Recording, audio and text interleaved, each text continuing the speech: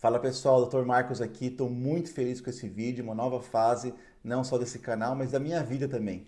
E nesse vídeo eu vou falar para vocês o meu manifesto. Então fica até o final que eu tenho certeza que você vai gostar.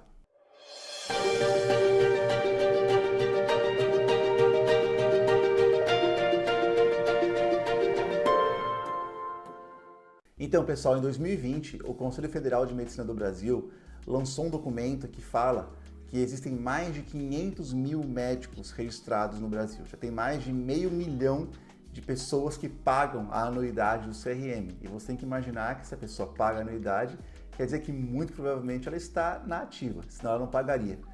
E com o incremento das novas escolas médicas, mais de 20 mil médicos entram no mercado de trabalho todos os anos no Brasil. E não é muito difícil imaginar o que vai acontecer no futuro, né?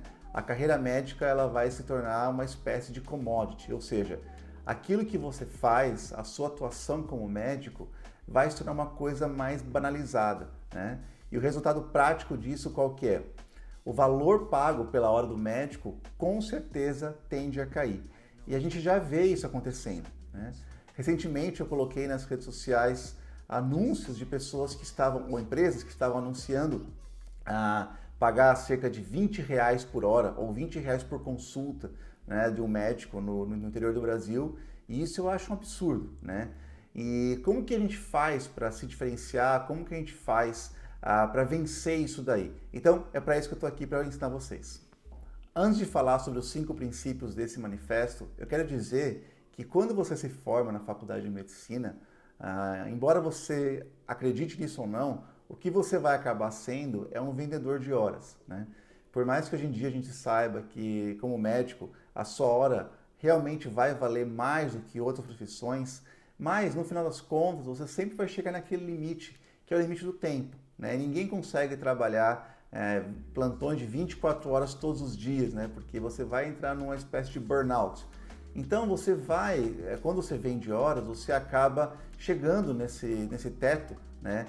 E aí acontece um problema, porque quando você quer fazer alguma coisa diferente, quando você quer viajar ou comprar alguma outra coisa, qual que é a solução mais rápida para um médico? É sempre dar aquele plantão a mais, né?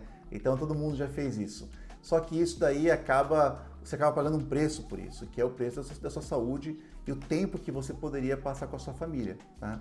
Então, como que a gente consegue sair disso? A internacionalização, né? Quem me conhece sabe que eu saí do Brasil já faz algum tempo e eu fui buscar especialização fora, né? Só que quando você vai para fora, não é simplesmente aprender alguma nova técnica ou aprender uma forma diferente de você praticar medicina, mas indo para fora você entende como o sistema de saúde funciona, como que os hospitais funcionam, né? A parte da carreira médica, como ela é pensada em outros ambientes, e isso faz com que você expanda muito a sua mente, tá? Isso aconteceu comigo, eu tenho certeza que vai acontecer com você caso você vá para fora. Não tem necessidade de você querer até revalidar o seu diploma ou viver fora para sempre, mas só de fazer um estágio fora, com certeza você vai ter uma visão muito mais ampla do que a medicina e a carreira médica pode ser. E nesse ponto da internacionalização, eu bato muito forte na tecla do inglês.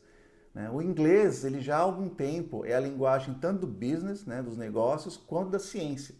A grande maioria, ou a vasta maioria, de todos os papers, de todos os livros, de todo o material técnico, científico, é escrito em inglês. E se você não consegue ler e entender inglês, você está transferindo para um tradutor, que é uma pessoa de fora, a responsabilidade de te ensinar, sendo que você poderia aprender por você mesmo, né? A gente vive hoje na era da informação e qualquer pessoa tem acesso a qualquer tipo de informação.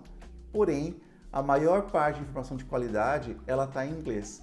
E se você não consegue entender inglês, você está fora desse mundo.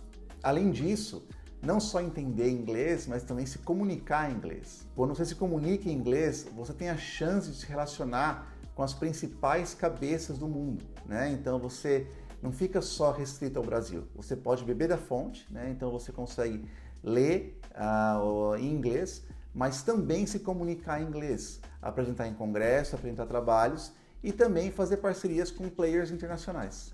A segunda coisa que eu acho muito importante é inovação. No Brasil, infelizmente, a gente ainda não tem uma cultura muito forte de inovação. Mas um médico, ele é um cientista. E como cientista, a gente precisa inovar. E como médico, se você não tem essa cabeça, você provavelmente vai estar relegado a posições que estão fora dos grandes centros, né? E você não vai ser reconhecido como autoridade, como grande especialista. Então, como médico, nós somos todos cientistas, né? E a inovação, ela não é simplesmente algo que você vai fazer uma máquina ou um experimento. Você vai realmente trazer formas novas, mais modernas de resolver a dor dos seus pacientes. Mas você também pode usar isso como uma forma de trazer para si autoridade, tá? E também ganhar dinheiro com isso, já que quando você vira um inventor, você pode, por exemplo, licenciar aquilo que você desenvolveu para a indústria. E você tem, além da inovação, também renda passiva. O terceiro ponto é o empreendedorismo. Como eu falei antes, quando você começa a carreira médica, você acaba vendendo suas horas. Mas quando você pensa de uma forma empreendedora, você passa de fazer um trabalho chamado work hard, ou seja, trabalhar duro, para o work smart, em que você usa o mesmo esforço, né, e as mesmas horas do seu dia para alavancar os seus resultados. E é isso que o empreendedorismo dá para você. E qual que é a implicação prática disso?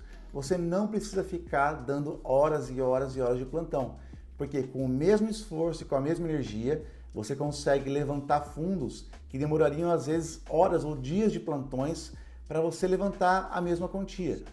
Além disso, mesmo que você pense assim, eu quero só ter um consultório particular, eu quero só trabalhar na minha clínica, saiba que a sua clínica, o seu consultório também é uma empresa, né? Você tem contas para pagar, você vai ter os impostos, você vai ter funcionários que você vai ter que pagar, você vai ter que gerir esses funcionários, né? Liderar esses funcionários. Então, assim, não tem como o médico não pensar mais em empreendedorismo. É uma coisa muito importante.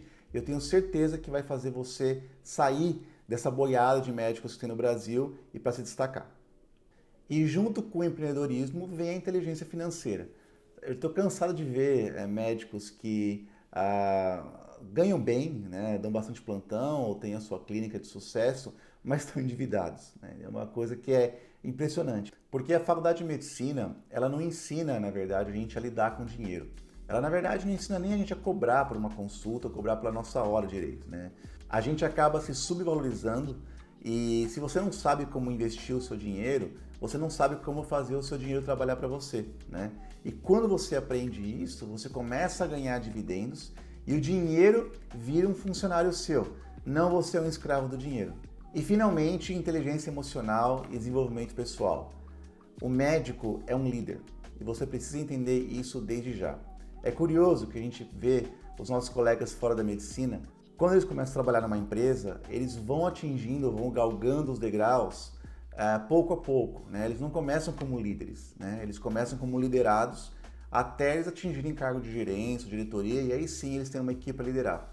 Já os médicos, desde o primeiro dia após a faculdade, chega para trabalhar no pronto-socorro, por exemplo, já tem uma equipe, tem enfermeiro, tem físio, tem nutricionista, então assim, o médico já começa como líder desde então. E a faculdade não ensina isso daí, né? Então, é muito importante ter essa habilidade de liderança, mas muito mais do que isso, é importante você se conhecer e você saber como lidar com o estresse, né? A nossa carreira, geralmente, você lida com muito estresse, porque você está lidando com a coisa mais importante da vida das pessoas, que é a saúde delas. E se você não sabe lidar com isso, você provavelmente vai sofrer as consequências, como eu falei antes, como, por exemplo, o burnout, que é uma síndrome bem descrita, né? E muitos colegas médicos estão sofrendo, muitas vezes sem saber. Então, é muito importante se conhecer. Então é isso, pessoal. Esse é o meu manifesto. A partir de agora, eu vou colocar bastante conteúdo a esse respeito, sempre orientados por esses 5 princípios. Valeu!